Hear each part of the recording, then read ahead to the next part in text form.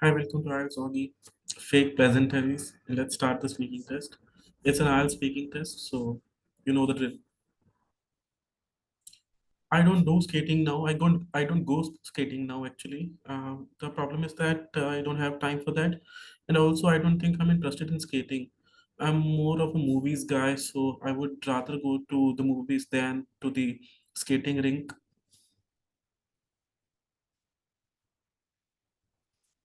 I remember when I was in grade three or maybe somewhere around that, I had joined a skating class, but I was not a very active member of it.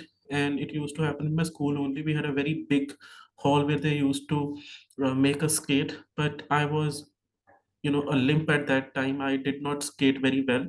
And after that, it ebbed away, and I don't know if I can skate now or not. Um, a nascent, I would say, guy in this regard. So I can't comment on the state of play in the future. If it's going to be more popular or less popular, or if it's going to be known or not known. I'm not very well versed in this regard. I would rather leave it to your wisdom. I don't know what it is going to be like.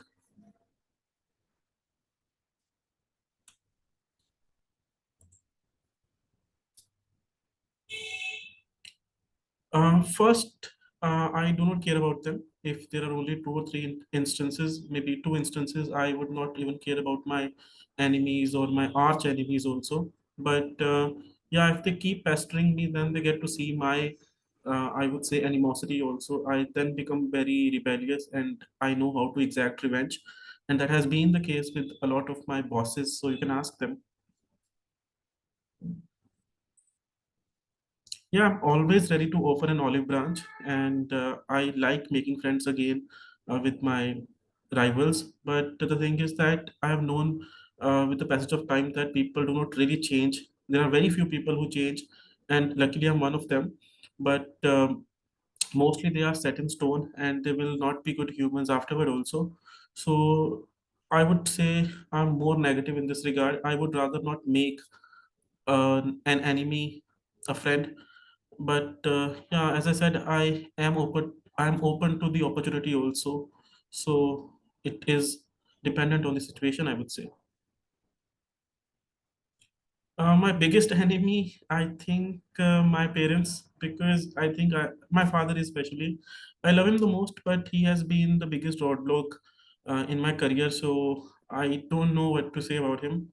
I would just pray for his long life, but yeah, he has been a hindrance to my growth, and that's why he is a necessary evil, I would say, because I tremble when I think of something bad happening to him, but he doesn't care about me, so I don't know. Otherwise, I think my biggest enemy would be Chris Penn. My idol, I think I've taken his name quite a lot of uh, times. I would say Mark Manson. He's a writer. I love him. He is the most dependable person I've seen in my life, even though I've never met him. And apart from him, I have had a certain kind of inclination toward Ashneer Grover also. After I watched a few episodes of Shark Tank, like the blunt nature of this person has had me in splits sometimes, and other times I'm actually overawed.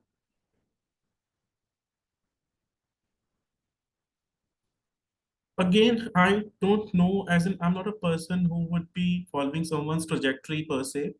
I am someone who learns from his own mistakes, and I keep, my life as my biggest idol. But yeah, if I think at a time Priyanka Chopra used to be my idol, she is still now. I love her, and because her journey is so wonderful. And I would not say they keep changing, but my list gets increasing. Like I have many writers whom I love, so they are on that. I would say idols docket. Oh no, I'm not someone's. I'm not anyone's idol. I've not done anything that big in life, so I don't think someone lionizes me. But yeah, I think many people love me for sure. There are some students who have given me the best of the emotions, or my parents or my siblings, they love me a lot. So I am not in that position that someone is gonna keep me as an example. But yeah, I think I am the apple of many eyes.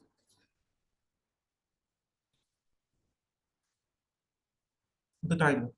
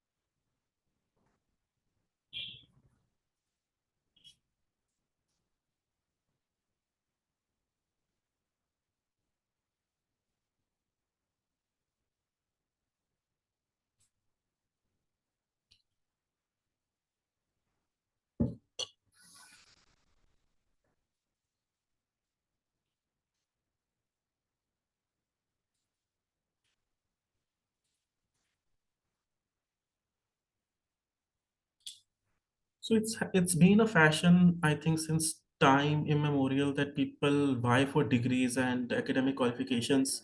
But now I think people have realized that it's not the school but the world outside that teaches people the most. So I think in the future people are going to grow in this regard even more, and this priority of going to university or college to get a degree is going to vanish. And there are so many examples that can corroborate my stance right now.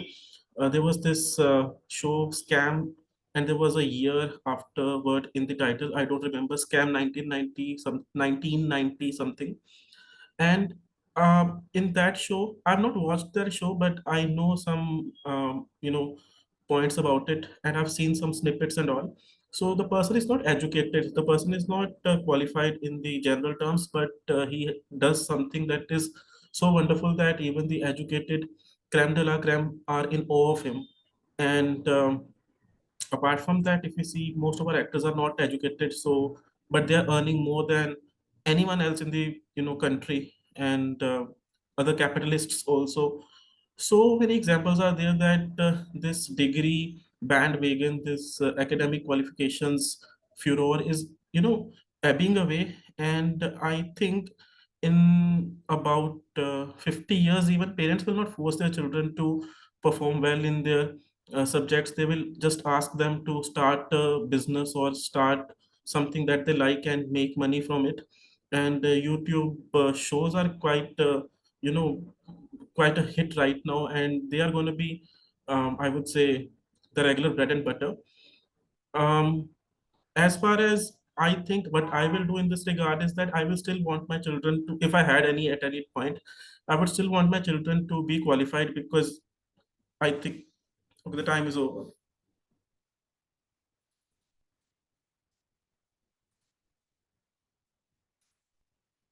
People have priorities is as natural as people having a heart, I would say, or people having a brain. It's a natural phenomenon. We are hardwired in that regard. We do not make priorities, or we do not try to create something in this regard. Our brains are like that, that we kind of find something more important than other things. And that is why we have certain things that are called our priorities, the ones that are more important. And that's going to be the norm for long, I would say, for as long as people are there on the earth. For instance, if I'm hungry, my priority is going to be to eat food.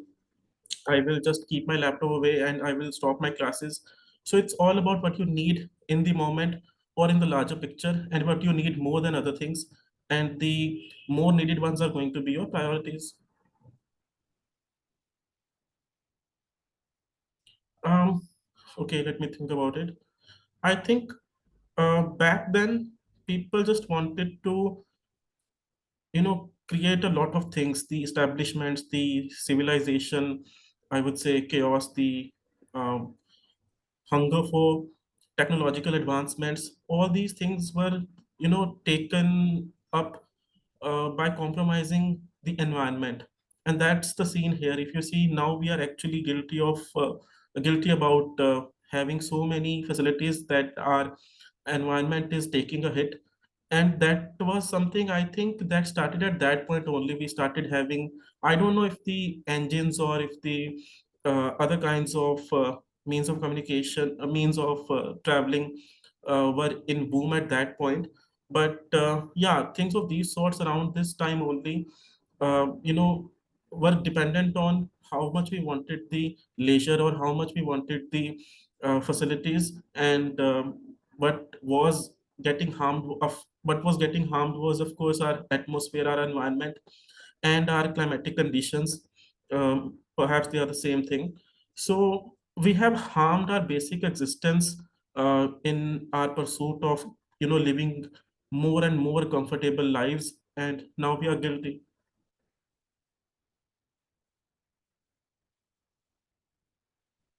As I said, there should have been this reckoning that people first need to breathe, people first need to eat, people first need to remain healthy. Only then can they be able to, only as in to enjoy the advancements that were being given rise to. People should have understood that the posterity was not going to be only dependent on what was there as the cooling appliance or maybe as the heating appliance. People would still need clean air, people would still need um, other kinds of basic necessities that are just about our bodies, on a very basic level. So they should have kept in this in mind, and in their minds, and they should have protected the environment. Moreover, I think the um, problem that was arising in regard to gender disparity, like women had been sidelined, and that trend has also continued for long. And these things are so inherent now that even if you are a true feminist, you still think you are superior to a woman. And that has been a germ from our genetics only. Our ancestors worshipped their masculinity, and that has passed on, and that is going to pass on for sure. So maybe the environment and the gender issue should have been taken care of.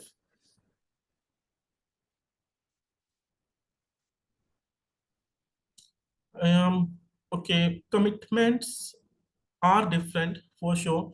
And the commitments are some promises that you make, and sometimes they are not your priorities. To illustrate, I would say, consider the situation that my mother wants me to be with her on a certain occasion, or maybe any mother wants her child to be with her at a certain point, and that child has a party also, which is a priority for that child. Now, since the child loves the mother, he or she makes a commitment that, mother, I'm going to be with you. So he's going to put paid to his priority at that point. Similarly, if you see on the government front also, uh, sometimes it happens that another country is very powerful, and it subjugates the first country. And at that point, even though the priorities of the subjugated country are that they want to have better educational facilities, but the commitment has been made that the subjugated country is going to give something to the powerful country so that they are free first. So commitments have to be made at certain points, and at that time, in such instances, we have to kill our priorities for sure. And I would say commitments become the most important things, so they become the priorities if they occur, as in if they are there in the picture. Responsibilities are moral obligations, I would say, sometimes, and otherwise, I would say, obligations because of the official duties also. These are quite distinct from commitments for sure, because commitments are mostly I would say, force driven when you are supposed to do something under pressure. But responsibilities are mostly about what the heart says, that you have to take care of someone, or that you wish to, build the best house for your family. Commitments, on the other hand, might be like that this promise was made, so I should be, fulfilling it. Or if I compare responsibilities with priorities, I would say responsibilities are the most important priorities only, because if a person is emotionally dissatisfied, he or she is not going to able to focus on anything, and that will kill each and every possibility that is, there after the responsibilities. Let us consider this case that a politician is loved by the people of his council or maybe district, and his commitment is that he's going to be the perhaps best, I would say, representative in the parliament, and his priority is that he's gonna maybe take his people ahead, but his responsibility is to take care of his people at any cost, even when his commitments have failed, or maybe his priorities are not coming to fruition. His responsibilities are the ones that are going to drive him further, and he's going to be loved by the people. Otherwise he's going to be a demagogue, and you know what people do to them.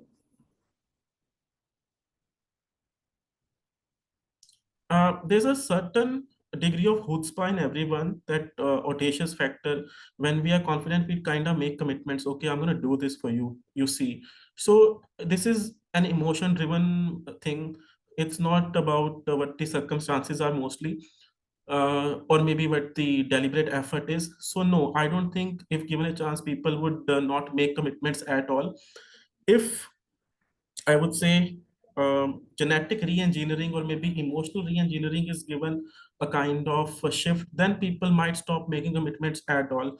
That emotion would have been taken out of them, and they would not be, making any kinds of strong statements like, if I have a commitment that, or let's not consider me again. Let's consider the general scenario.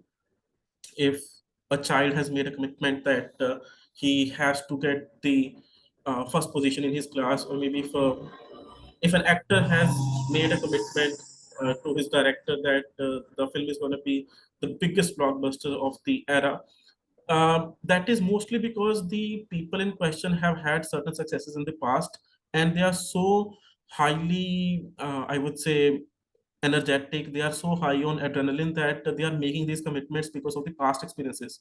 So we cannot do away with our confidence. So commitments are going to be there. Otherwise, we'll have to turn into saints. So I would say only our genetic makeup can change our commitments making process. Otherwise, commitments are purely human. So let them be. So I hope you like this video. Give it a like, and please subscribe to my channel.